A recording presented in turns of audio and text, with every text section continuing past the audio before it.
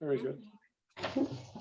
Good afternoon, Citizens Advisory Committee. I'll be taking roll with those who I see on my screen. So first I see David Oster with the 1st District. We have Kathleen Cortez with Sonoma County Area Agency on Aging. Rick Lutman representing the League of Women Voters of Sonoma County. Tom Conlon from the Sonoma County Conservation Coalition. We have Mark Soyland from the 2nd District. Brian Ling from the 4th District. Dana Teray with SCTA. Chris Barney with SCTA. Kurt Nichols with the Building Industry Association. Shauna Gauze with SCTA. We have Kellen Gilbert from Pisenti and Brinker. James Cameron with SCTA. I'll be introducing David Raperda, who's new on staff here at SCTA.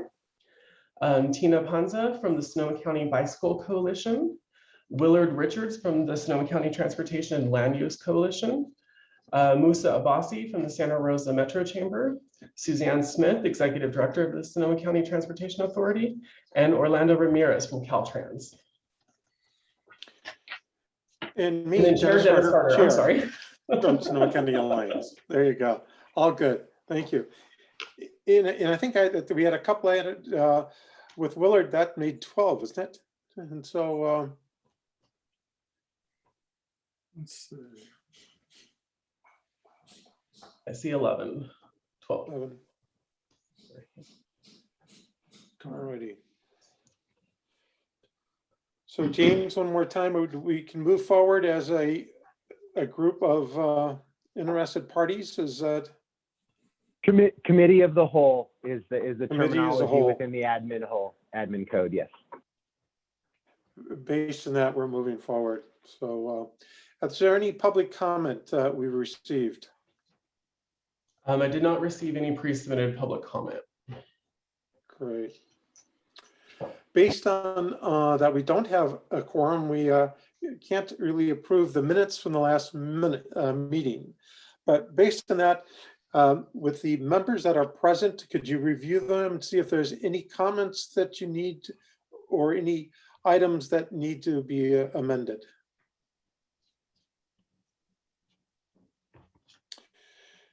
Seeing none, we're moving forward.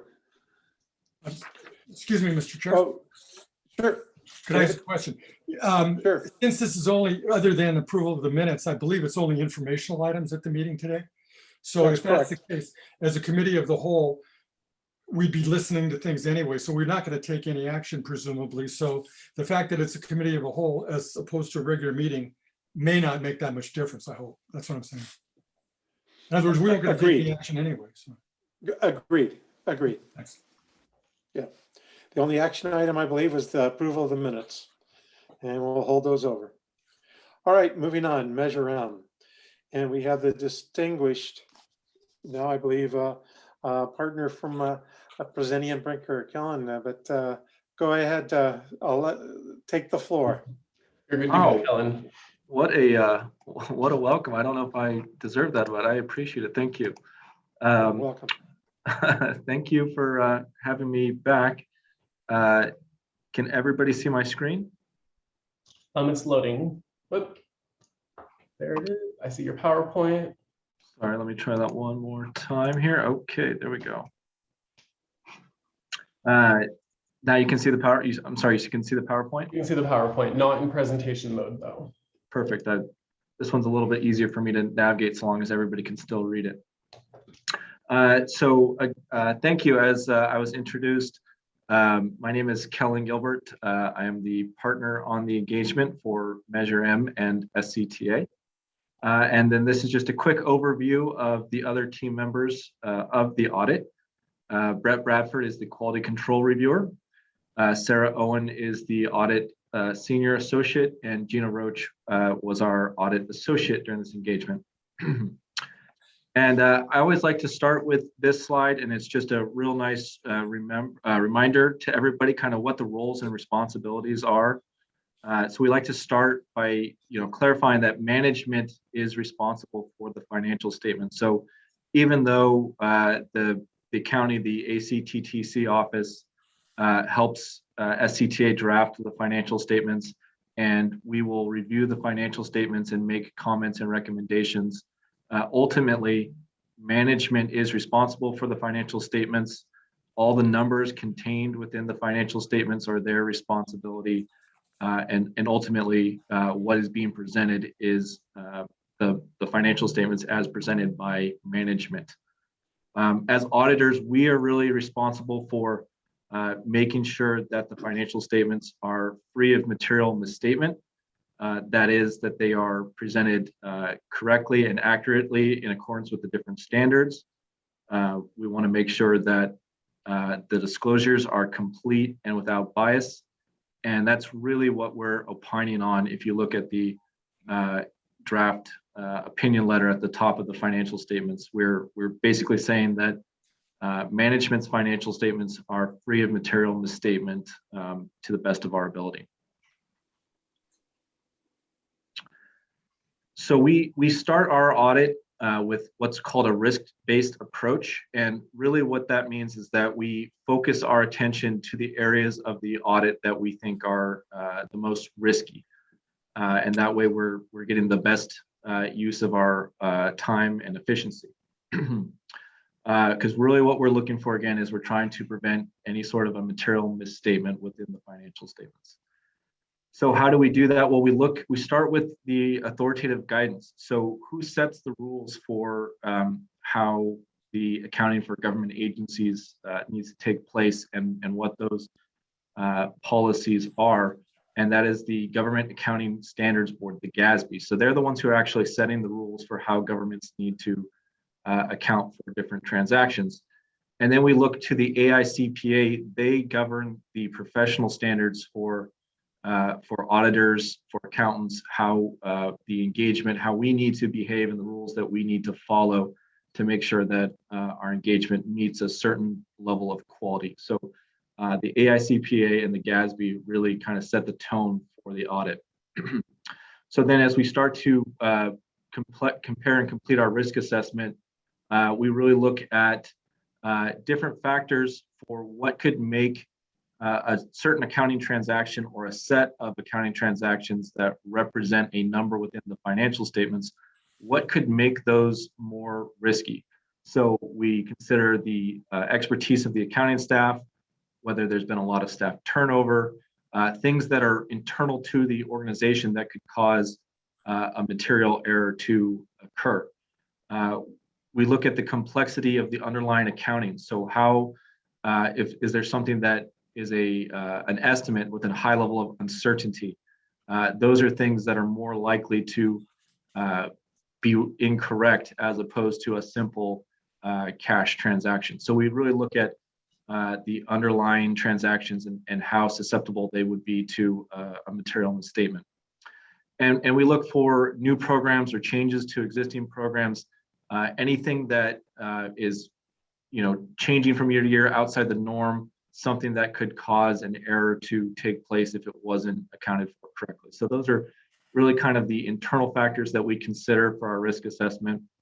And then the external factors, the biggest one for Measure M is the level of sales tax and how different micro economics can affect, and in this case, macroeconomics can affect that. So those are the different aspects that we consider when we're looking at internal and external factors.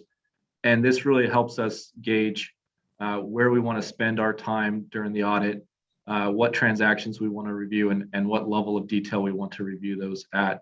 During the audit, we do not audit 100% of transactions. We would still be working on this engagement through the end of the year if that was the case. So we take this risk-based approach and look at a sampling of transactions, and we really try and focus on the highest risk transactions to give us the best coverage that we can to state that the financial statements are free of material misstatement. So here's a list of areas that we focus on. So compliance with the strategic plan, specifically for Measure M, this is one of the largest, if not the largest area that we focus on. We want to make sure that all the transactions are taking place in accordance with the strategic plan, because that really is the guiding document for Measure M. We want to make sure that the revenue recognition and the related receivables for Measure M are recorded correctly and allocated correctly among the different programs. We look at the revenue bonds for compliance of the payments, and in this case, the defeasance of the 2011 bonds. We look at cash and investments to make sure that it's valued correctly in accordance with the GASB. And we look at the financial statements to make sure that they're complete, which means that they have all the required notes that they're supposed to have, and that they're without bias. And I think that's the second time that I've mentioned bias. And what I'm talking about as far as management bias is we want to make sure that management isn't affecting accounting estimates in one way or another by putting their thumb on the scale, so to speak. So we're really looking again at estimates where management could make a determination or could kind of sway the numbers in one way or another. And we want to make sure that the financial statements are without management bias. And this is just a rough estimate of how we spend our time. As you can see, as I previously stated, compliance is probably the largest area where we spend our time. We look very closely at the financial statements. These financial statements are not particularly large, but it is probably the highest of importance to make sure that those financial statements are 100% accurate. So we spend a lot of time there. And then with the revenue recognition and accounts receivable, that also is a substantial amount of time.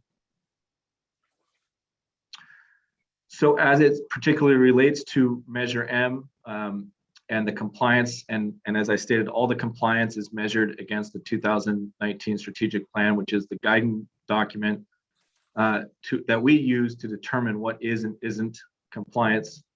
We want to make sure that all the sales tax revenue is allocated in accordance with the strategic plan. We want to make sure that the expenditures are recorded with the plan and that they're in the right bucket and the right category. So classification and making sure that the expenditures are going to the fund that they're designated for. We look at Measure M bond activity compliance, the timely bond payment, the maintenance of the debt service reserve, and as I mentioned too, the 2011 bond defeasance. We wanted to make sure that that was in compliance and also properly disclosed. So as we move here towards the end of the audit, we are about 95% done at this time. We are not anticipating any changes to the draft financial statements that you have been presented. And as you can see from the draft opinion that I provided, we are expected to issue an unqualified opinion, which means that the financial statements are materially accurate. We did not note any instances of non-compliance within Measure M.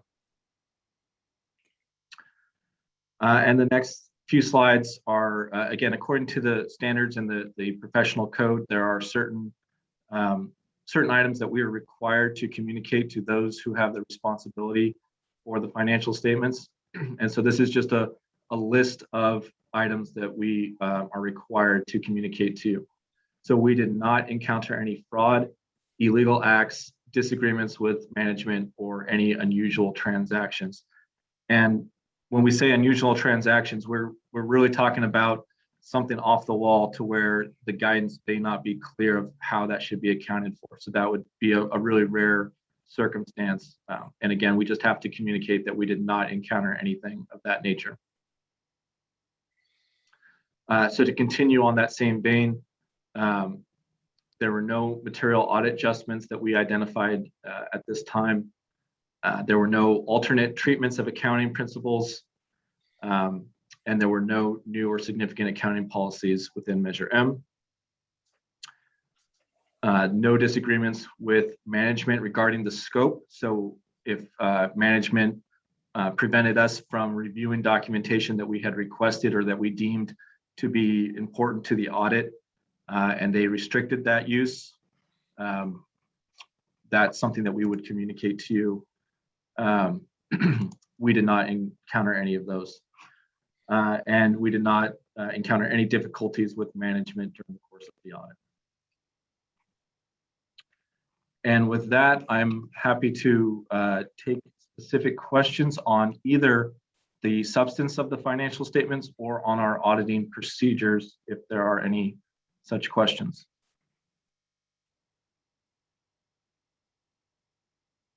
I see a hand, Tom. Thanks, Kellen. Maybe James can help me out here, but I was a little surprised that we didn't get any contextual information on the oversight, the quality assurance process, and the fact that your firm has been the auditor of record for, my understanding is since the initiation of this program quite a long time ago. And so I was hoping that you could shine some light on that for us. And my understanding was that we were going to have a change in oversight personnel, in particular, Mr. Bradford's role. Yeah, I can't speak to that. So there's a California statute that says that there must be mandatory audit partner rotation, I believe every 6 years. I believe it's 6, if not 5, starting with last year. This would be the first year requiring that change. And so our interpretation of that, and James's as well, is that I am the new audit partner. So while I have given this presentation the last few years, that was as my role as the audit manager. And in reality, Brett Bradford has stepped down from his role on this engagement. His only role is to provide that quality review of the financial statements, but he is not actively participating in the audit, which is what the California statute requires. You have to have an audit partner rotation to where that partner cannot materially participate in the course of the audit, and that's what we have done. So it sounds as if we've gone from 2 personnel reviewing this to just yourself now. Is that an accurate characterization of what you just said? Well, we still have a proper engagement team. It's just that the personnel has changed. So you could say that there was multiple levels of review with Brett and myself in years past, but we still have multiple layers of review, just that I'm at the end of that review as opposed to in the middle of that review, if that makes sense. So it's really just a shifting of the roles. So who is the other principal party besides Mr. Bradford? I'm not sure. I'm the partner, so I'm responsible for the final review. There isn't a principal party other than myself. Because I did see Mr. Bradford's name on the first slide, and I'm Correct. just Yeah, trying so to. he just reviews the financial statements for quality. That's the only aspect. He doesn't participate in the risk assessment, determining what procedures are performed, reviewing the work papers, or any of the substance of the audit. Okay, I'm just bringing this up because I want to be sure we are following that state law. So if there's any follow up on this conversation that we need to take, I appreciate that happening. So thank you. Just a quick comment, if I may. Yes, sir. Not only is that in accordance with state law, but my understanding is that that's common practice for public entities, because there's a conflict of interest question, but the way it's set up, you have an advantage by the firm being familiar with everything as long as it's not a contract for an individual. So I think that's perfectly appropriate. So anyway, thanks. Yeah, it's actually an interesting question, and I get that a lot at different board presentations. And I'm not just saying this because we are performing the audit on an ongoing basis, but for any auditor and any board that I'm currently set on, I know that is a requirement, and some board members feel strongly for it. Speaking from the auditor's perspective, I do feel like you lose some knowledge and skills switching from audit firms. So I don't necessarily think that you're getting a fresh new look and that the audit is going to be quote unquote better with a new firm every 6 years, I think there's institutional knowledge that's gained, and that often the first year with a new auditor is the most inefficient and most strenuous audit that you're going to have. But I don't necessarily think that means it's better or that they dug deeper. It's usually the opposite, is they're just trying to gain an understanding of the entity and how it operates. So I actually believe that you lose efficiency and coverage when you make an auditor rotation. And again, I make that representation on engagements where I'm not involved in any way. That's just my opinion.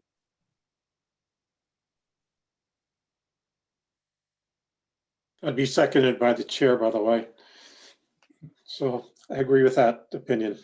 So, are you going to dig into any of the financials itself that it's presented by management? Because there's just just as the presentation goes, is if you could roll through some of it, or else maybe there's direct questions of which I just have one. So however you want to handle it would be fine. Sure. I'm happy to go through it, or I can go through it after you have your question, or if you want to just direct me to what you'd like me to speak to, I'd be happy to do so. And it might not be you who'd be doing the answering, so that gives you off the hook too. So there you go. And so it has to do with the supplemental, and it has to do with the budgeted versus actual. And I just need to have clarification as to make sure I understand exactly what's going on. So I'm looking at the schedule of revenue and expenditures and changes in financial position. And it's page 13 of your report, and it's page 21 of our handout.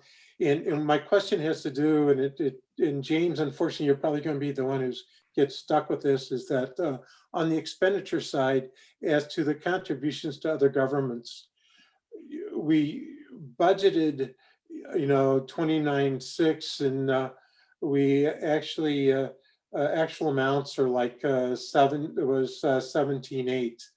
And so I just wondered if that was one where, like, we planned on some local streets and road projects that didn't happen, or what exactly was that big swing in budget versus actual? Yeah, so I can respond to this one. I don't have the full list of projects, handy right in front of me to go through. I can provide that at a later date if that's something that the committee would be interested in. But the essential justification for what happens there is that we're looking at dollars that have been programmed to jurisdictions, as opposed to asking each jurisdiction to provide us with a specific cash flow of when the expenditures would occur. I believe one of the largest ones within this particular line item was there's a $7 million for Fulton Road and an LSP project, which actually has not been appropriated yet. We're expecting the appropriation to occur this year. When we do the budgeting, we just assume the worst case scenario that Santa Rosa is going to not only appropriate those dollars, but then also deliver the project and ask for reimbursement. If we don't do it that way, we have to request a detailed cash flow from each jurisdiction as to specifically when they're going to expend the funds. And then if we go over, we have to do a budget adjustment. Moving forward, this method does provide these discrepancies, as you just pointed out, showing that we've spent substantially less, but it does provide the full budget that we have made available when we do that strategic plan programming by jurisdiction. At least I had a good handle on that. At least I knew kind of what it was, so that's good. I feel better. But going forward, since we're doing the life of this, we see the end of the road here for Measure M. Will we start asking for that type of maybe budgeting type of a process to so like 2025 that we've got it kind of figured out? Yeah, I memean, well, so by 2025, right? Ideally, we're going to be programmed out, and that we will actually know where each last dollar is going to go and which projects have been successful. There will likely be some expenditure plan adjustments that will go through this committee that will identify projects that aren't moving forward, as well as, if there's projects within a program category that could use additional funding. So yes, so as the dollars get tighter and tighter towards the end of the sales tax measure, that number is absolutely going to get tighter and tighter. You're not going to see those types of discrepancies. Thank you very much. Any other questions? I had one question, and you guys may have explained this to me before, but I'm just curious why nonprofits are included in the contributions to other governments. So on the Sonoma County Bicycle Coalition is the one that we have included in contributions to other governments. Is that the one that you're referring to? Yes. Yes. Yeah. So that was, I believe that has been a practice within our bicycle and pedestrian category since inception. Whereas if they're treated as delivering one of the programs, we've included them there. I don't have a specific reason as to why they're there versus consultants. But those would be the two categories to pick from as far as accounting codes.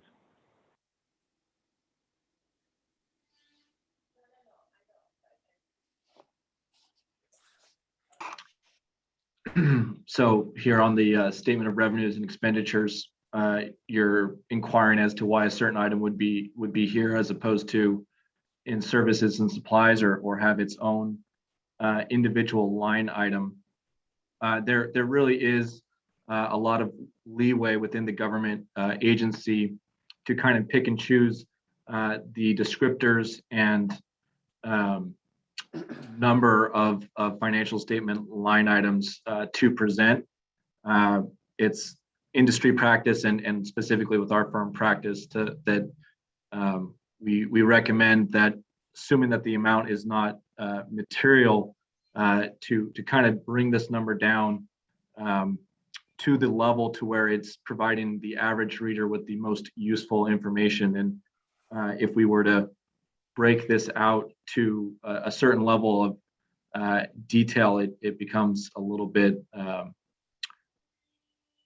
more challenging to read. So unless that we feel that there's a number within here that is large enough to be shown separately or is materially different to where you wouldn't want to include it in this line item because it was misleading, we rely on management to kind of make the judgments of what level of detail that they want to present. If that answers your question.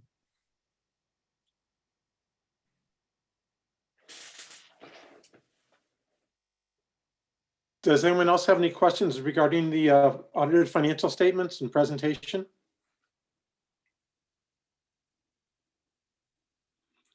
If not, as usual, great presentation. Thank you for the clarification and the good professional work that you provide every year. It's appreciated. Thank you very much. I appreciate all your time. And I just do want to add that I'm happy to answer any questions offline. I'm available by phone almost exclusively all the time. So if there is any follow-up conversations or somebody wants to dig a little bit deeper, Tom, I would encourage you to give me a ring. I would be more than happy to answer any other follow-up questions. Thanks, Kellen. I appreciate that. Great. Well, thank you again for having me. I appreciate it. Thank you. Thank you. Take care. All right, moving on. Measure M, project presentation, the Bicycle Coalition. Thank you, Mr. Chair. As we do each month, we bring you a project sponsor who will describe to you their Measure M expenditures for the year and talk about what's coming up and what they've accomplished so that you have a better understanding of each one of the Measure M projects that is receiving funding in a given fiscal year. This month, we have the Bicycle Coalition and Tina Panza, who will be talking about bike safety and education. There are actually two phases of that project, and those are the Safe Routes to School and the Bike Month or Bike to Work. And so with that, I'll turn it over to you, Tina. Thank you so much, Shauna. I have a screen I'm going to share. Let me just put it into presentation mode. Okay. Oh, wait, I can't do that. I have to wait. Sorry. Got to share my screen and then I think put it into presentation mode. You guys all hear me okay? Yes. Okay, great. All right. I'm Tina Panza. I'm here for Eris Weaver and also for myself. Eris is the executive director of the Bicycle Coalition, and obviously I'm the Safe Routes to School director. And I'm going to start by doing her presentation on Bike Month. And so this is our last year of Measure M funding for Bike Month, fiscal year July 1st, 2020 through June 30th, 2021. The key goals of Bike Month and Bike to Work Day are to increase public awareness and safety for bicyclists and to increase the number of people using bikes for everyday transportation. And this is achieved through outreach and education and by providing the tools and information necessary for people to feel comfortable commuting by bike. This year, the shelter-in-place order issued by the Sonoma County Health Officer in response to the COVID-19 pandemic prevented us from holding many of our usual events. Bike to Work Day 2020 was rebranded as Bike to Wherever Day, and it was moved to September. And then Bike to Wherever Day 2021 was held in May as usual. Thus, the 2020 fiscal year saw 2 smallish Bike to Work Day celebrations. So since fewer folks were traveling to and from work, switching from bike to work to bike to wherever did away with the traditional 6 to 9 a.m. time restriction for Energizer stations. So each station was allowed to choose whatever time of day they preferred. In September, we had only 2 smaller Energizer stations in order to comply with social distancing requirements. And in order to comply with social distancing requirements, no food was provided. And since bike shops were open as essential businesses, we partnered with 12 local bike shops to distribute Bike to Work Day bags over a longer period of time. And COVID-related restrictions were beginning to ease by May.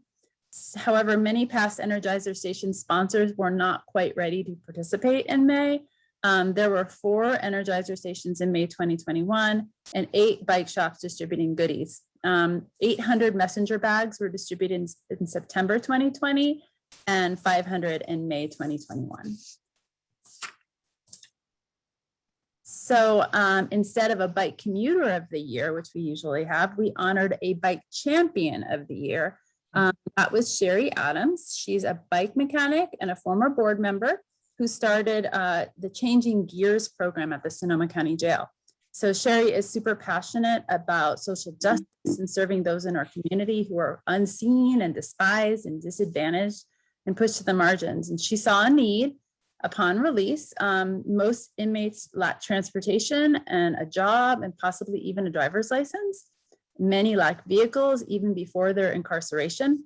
And her vision was 3-tiered program. Number 1, to teach classes in bike safety and basic bike maintenance and repair. And number 2, create a bike shop where inmates could learn bike repair and also fix donated bikes. And number 3, give inmates a restored bicycle upon their release. She spent over a year working with correction staff, going through the required background checks and training and soliciting donations of bikes and tools and parts. She had gotten the bike shop set up and had run a couple of classes in her series when the COVID pandemic started, which ended all volunteer programs for the time being. But she remains in contact with the staff at the jail and she continues to prepare for the day when she's allowed back in again. In May 2021, the MTC discontinued the Bay Area Bike Challenge. So we scouted about for ways to add friendly competition locally. We set up several challenges by number of miles and number of rides using the Ride Spot app produced by People for Bikes. 30 people participated, of whom 16 completed their challenge, and 2 rode over 500 miles during that month, May 2021. Staff also created some virtual challenges, like a scavenger hunt. And these are the pictures of the winners of the treasure hunt photo challenge. And we also had do-it-yourself bike events. We had a Labor Day pool noodle party. We had a Katati bike parade, all kinds of fun. And we had lots of virtual classes. We really, I mean, we expanded our education program a lot during the pandemic, offering virtual classes, weekly, and sometimes more than once a week.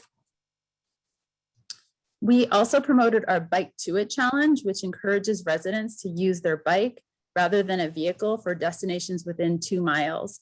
150 folks signed up to challenge themselves with that. And this final slide is shows the participation. If your screen covers you can move it over, I think, for all of the components of Bike Month for the year that I mentioned in the presentation. And that is everything for Bike Month. Shauna, should I just continue with Safe Routes to School and take questions at the end?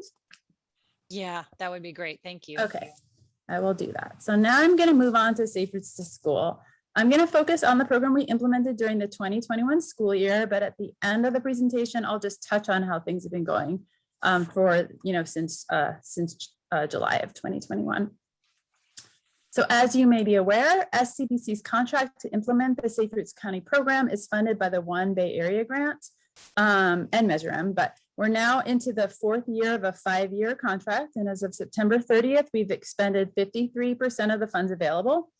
The multiple disruptions to school attendance over the past several years due to fires and COVID and smoke days definitely have contributed to being under budget. But despite not spending as much money as we planned, we've actually done a lot of great work this year, and we reached a lot of students and families.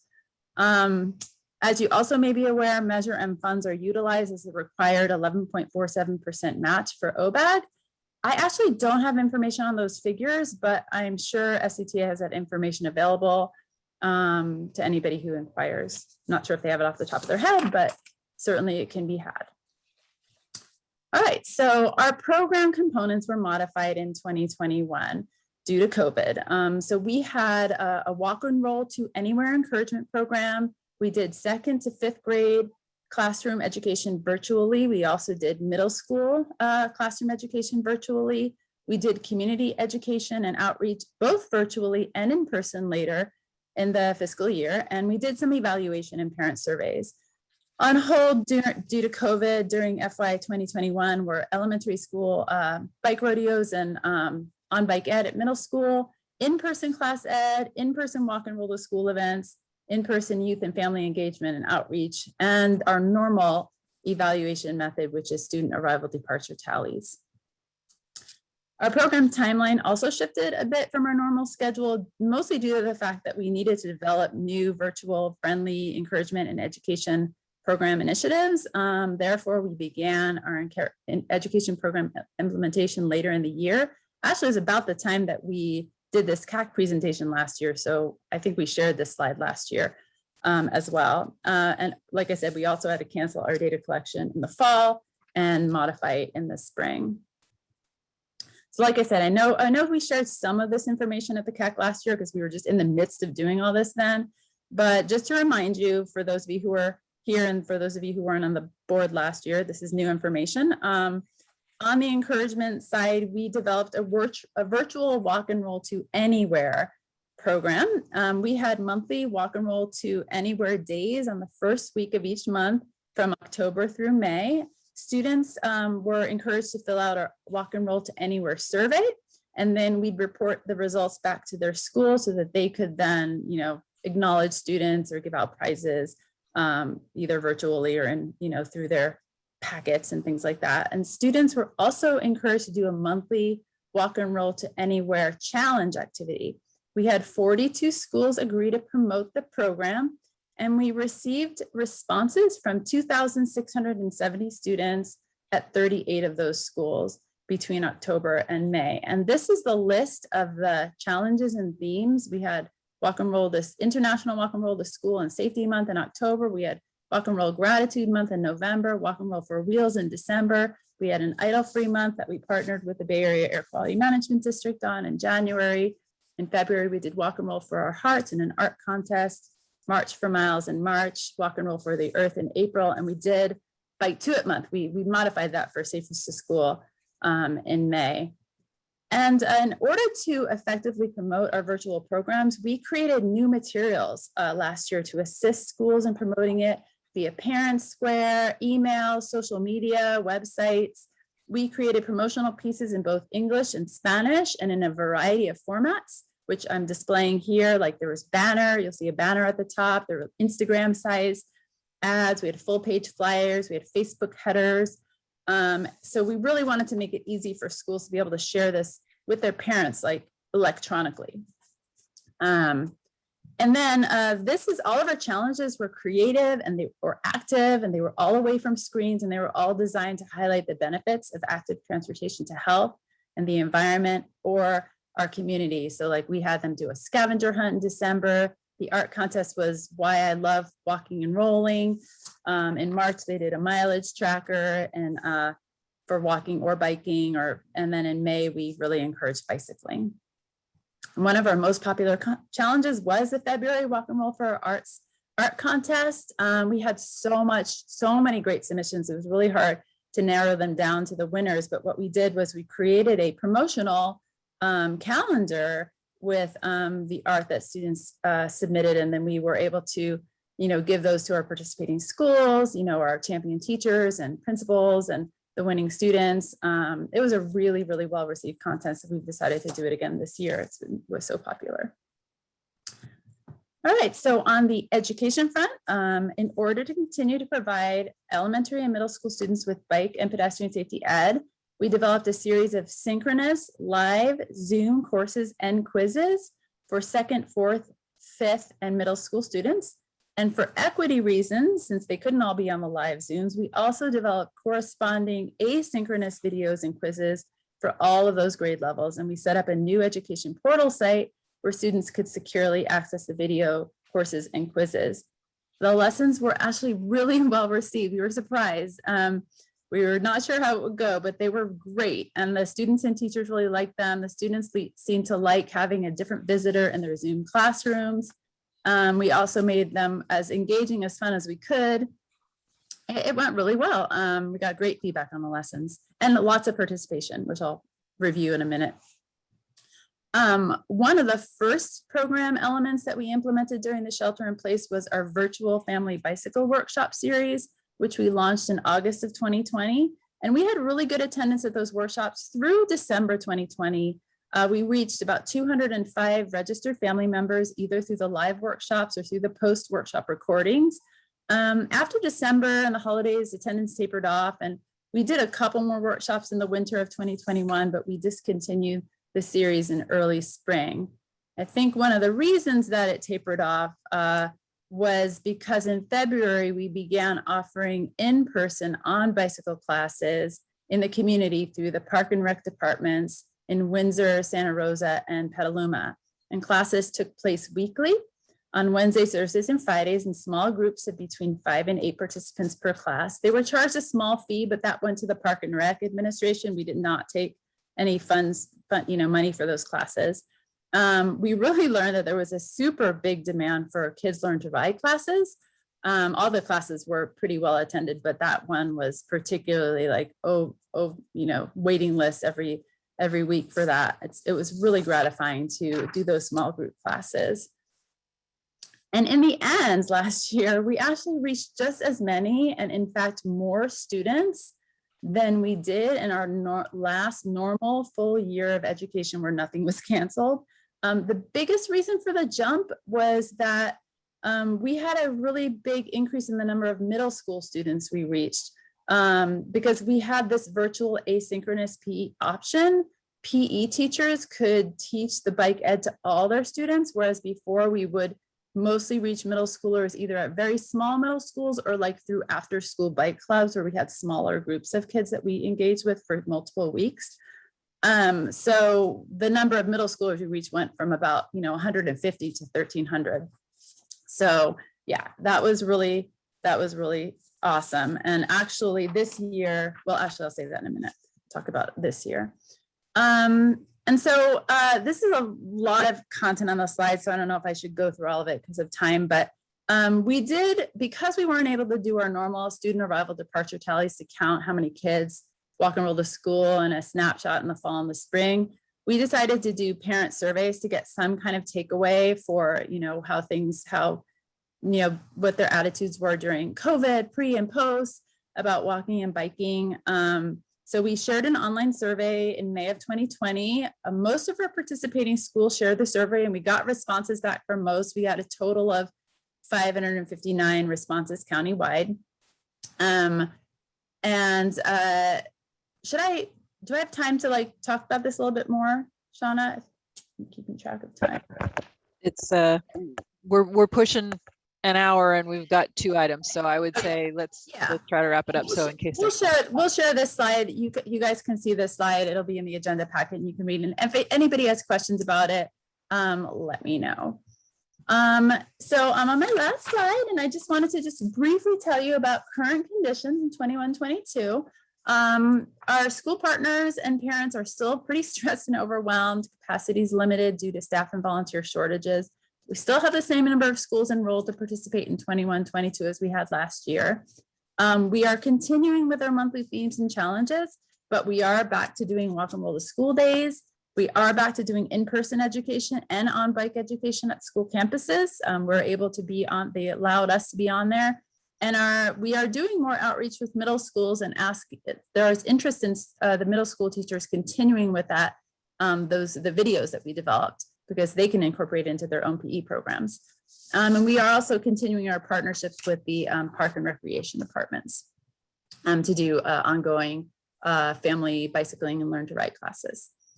And this is our website, sonomasaferoutes.org. This is actually my favorite picture that was submitted for our December scavenger hunt of a little girl from Hidden Valley Elementary School and her bike in a sunset. If anyone ever wants to check out what we're doing with Safe Routes, you can go to sonomasaferoutes.org. All right, I will stop there and give you guys an opportunity to ask me any questions if you have any. And hopefully I'm still in a good time frame. Thank you so much for having me. I see a question from Steve Bertelbaugh. All right, Steve. Yeah, my understanding is that the pandemic resulted in a lot of more people bicycling, and the bike shops were out of bikes because they were moving out so fast. How has that affected your program with the schools? That's a really good question.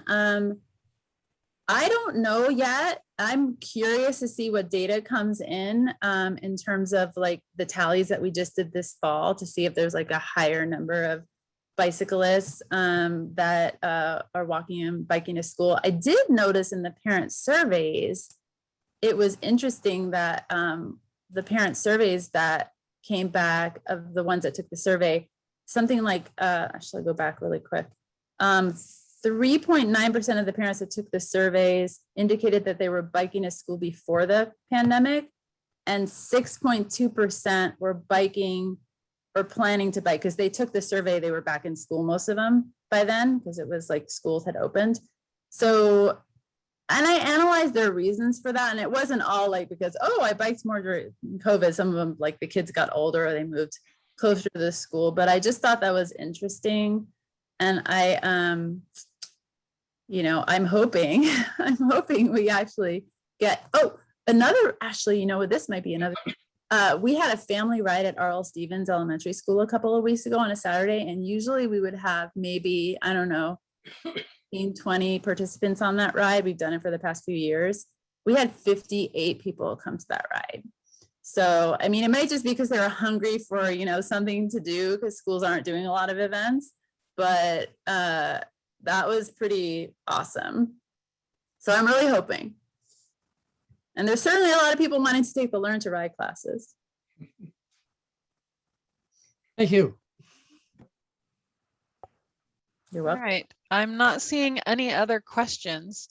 Thank you so much, Tina. We do appreciate you taking the time to come out and talk to us, particularly about the Safe Routes to Schools program, which can be a little confusing based on how we manage the funding, but Measure M allows us to match the federal program and implement this really, really valuable program. So we appreciate the time that you take to come and tell us about it. Well, thank you so much. I appreciate the opportunity. You guys all have a great rest of your day. I'm going to sign off. Thank you, Tina. Thank you, Tina. Appreciate it much. Moving on, Measure M annual report delivery schedule. Shauna, that's you, I believe. It is me, Mr. Chair. Thank you so much. This is just a reminder. It's to get you prepared for when we bring the annual report together. You are probably aware, since we reported out on it last month, that we received the annual reporting letters that are required every year from each of the Measure M recipients, and we are actively working on putting together the annual report. So in the past couple of years, we have received a lot of input from this committee about bites at the apple to review that annual report. We wanted to make sure that you have enough time and space to review the document before we ask you to make a recommendation to the board. So with that in mind, we have presented a schedule. This is where we will bring you a draft of the report next month. It will not be modified by a graphic artist, so it won't be in its final form. It will be in Word document form with all of the information contained within, so that you have the opportunity to review the actual content, tables and text that describes how the funds were spent.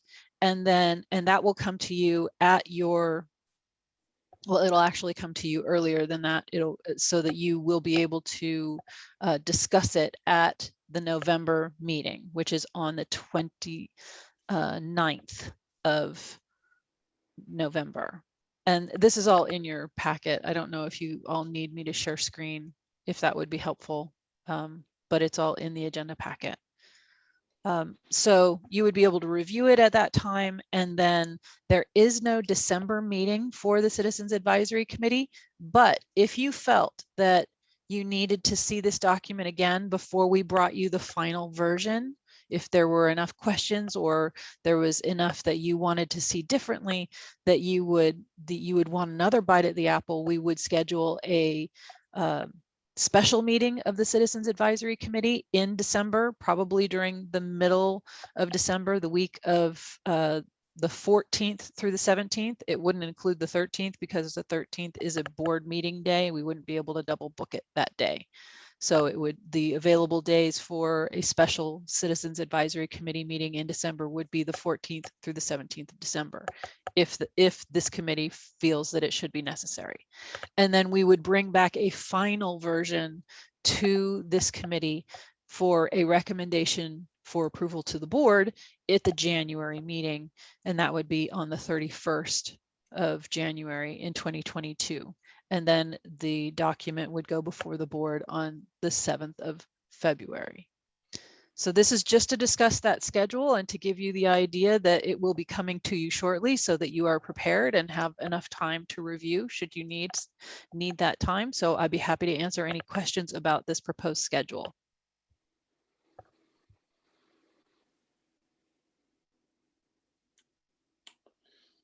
Seeing no questions. Great job. Thank you for the heads up on all this good stuff and giving us the timing, and looking forward to a great presentation as always. So Great, thank you, Mr. Chair.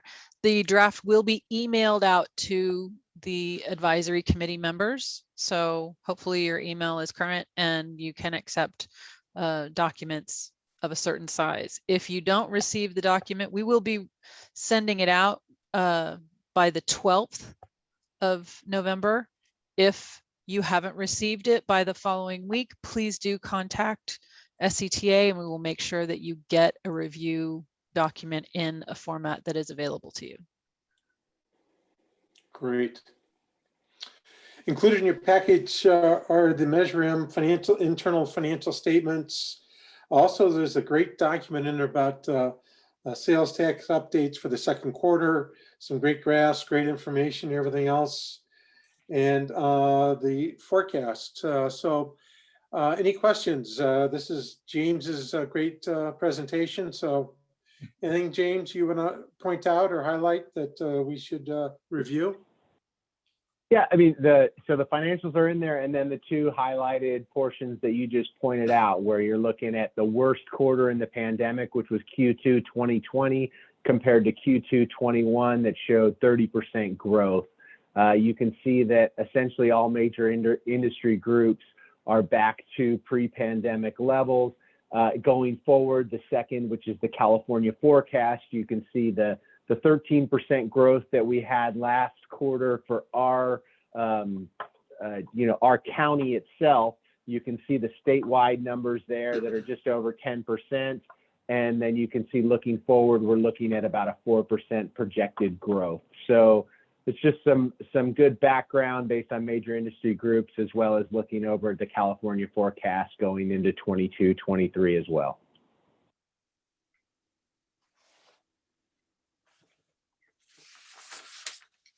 I thought the highlight of the whole thing was the picture of Bernie Falls, but I could have missed something. No, yeah, no, all good stuff.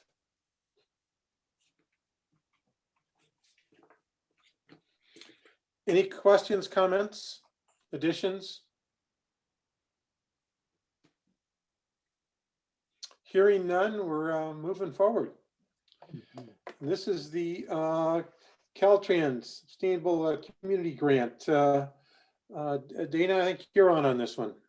Yes, I am. Thank you, Dennis. So we are planning to submit a grant application to Caltrans for the Sustainable Communities Transportation Planning Grant. And I just wanted to take a moment to give you all a background on the grant proposal, and also thank those of you who submitted letters of support for the application. I think we have 20 altogether right now in my folder that I'll get ready to submit tomorrow. So that is very much appreciated. So the proposal for the grant application is to develop a countywide active transportation plan as an update to the 2014 countywide bicycle and pedestrian master plan. The countywide plan was first developed in 2008. And it was through a 2-year process with consultant support and included updates to 8 out of the 10 local jurisdiction level plans. That plan established a framework for the countywide plan to act as an umbrella under which the local plans sit, with a countywide plan and each local plan existing both together and as standalone documents. And that is the same format and framework that we have carried forward. The plan was updated in 2014, and through that process, it incorporated 4 previously adopted local plans, as well as 6 local plans that were updated through the countywide process.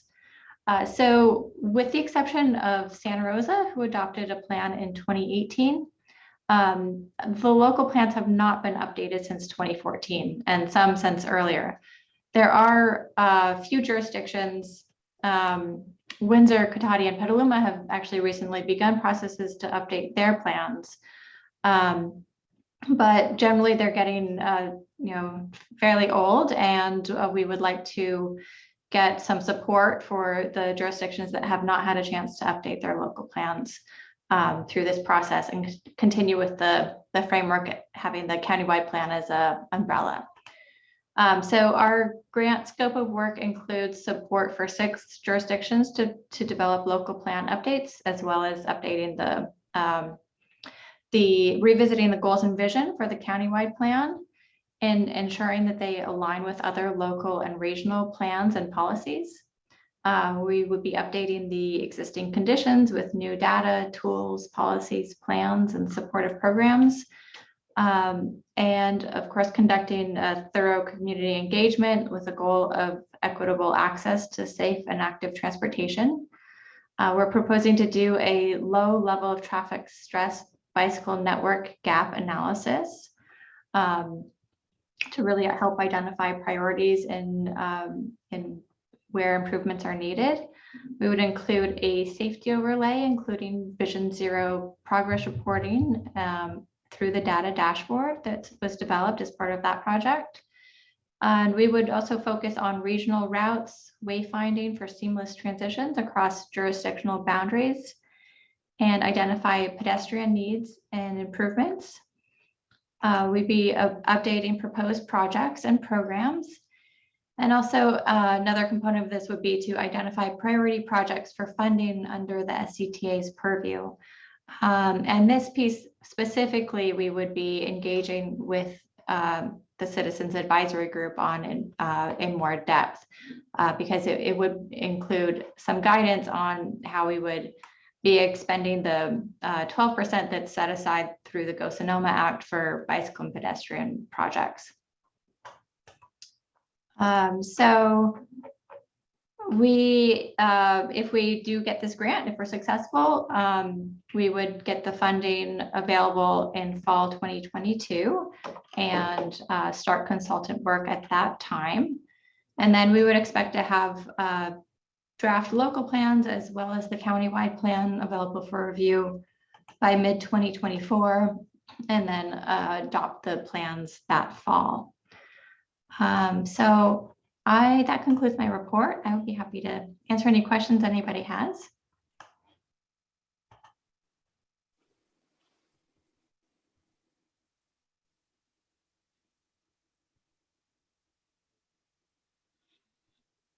Questions? Just wanted to say, Dana, great job. I'm excited about this project. I hope we're successful.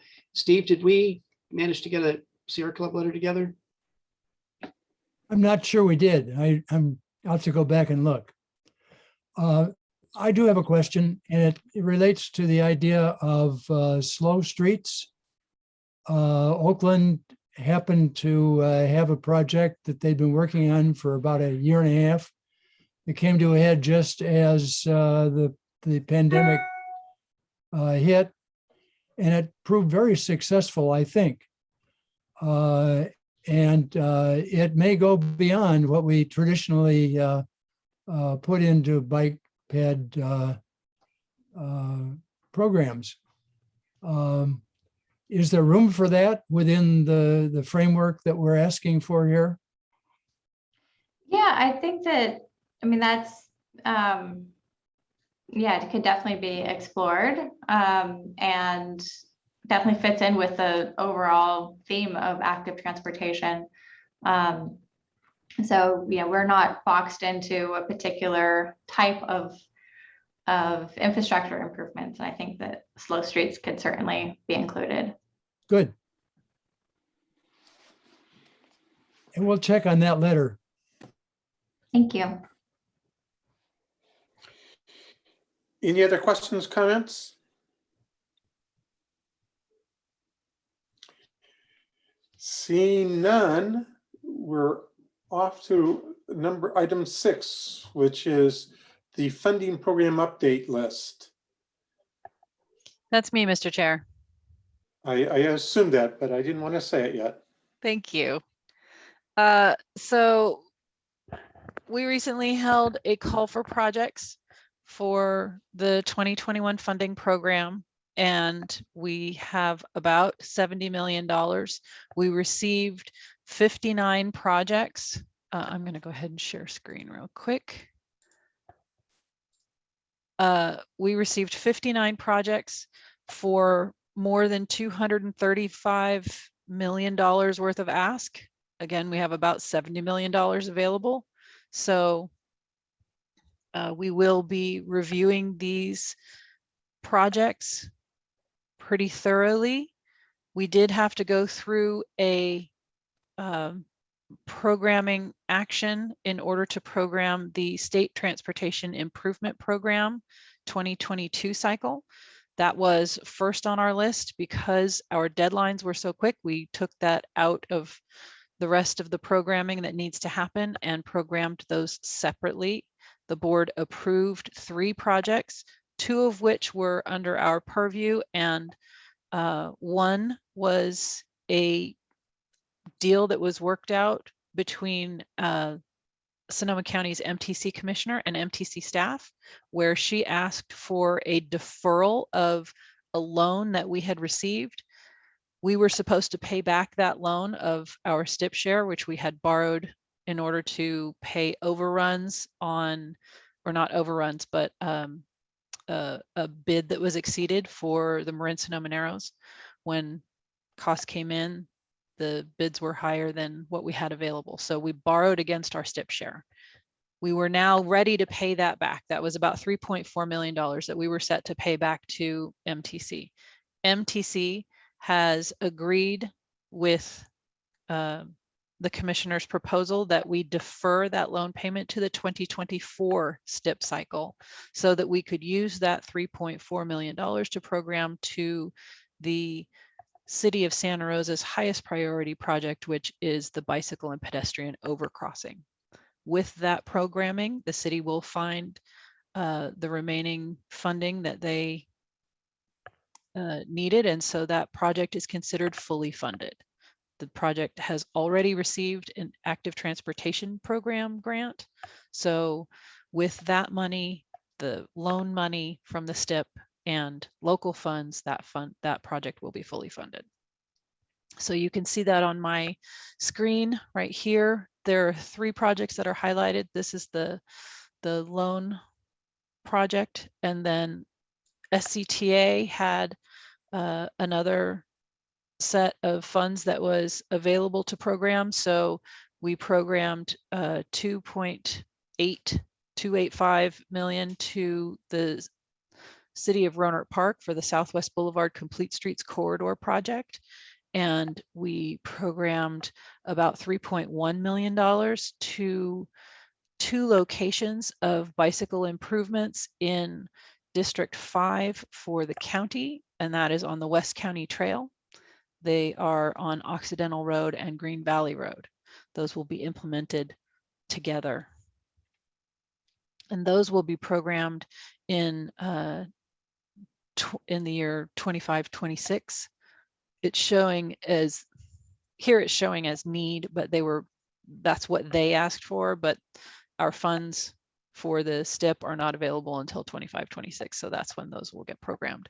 Whereas the Southwest will be programmed in 22-23. And so that is my update on the projects that we received. We will be spending our time. We have already started meeting with each of the project sponsors that submitted applications to review their project applications, make sure that we have all of the information that they need us to have, and ask any questions that we need in order to be sure that we fully understand those projects before we get to an evaluation phase. We will be looking to the Metropolitan Transportation Commission in December to release their guidelines and procedures for the next round of the One Bay Area grant, which is known as Cycle 3. It will be OBAG Cycle 3. We expect to get those in December, and then we will start in earnest to look at and evaluate projects after the first of the year. We will be bringing something back to the board probably prior to March for programming. With that, I would answer any questions you might have about the list that I have presented.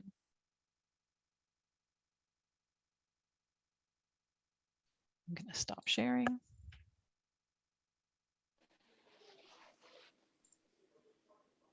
Tom? Thanks, Shauna. Just curious, that Mirabel Road project, is that still a Class 2 bicycle? No, both of them are Class 4.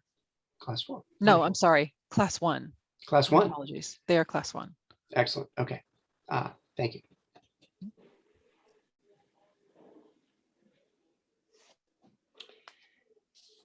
Any other questions, comments? Seeing none, we're going to be moving on. Are there any announcements that anyone has to make?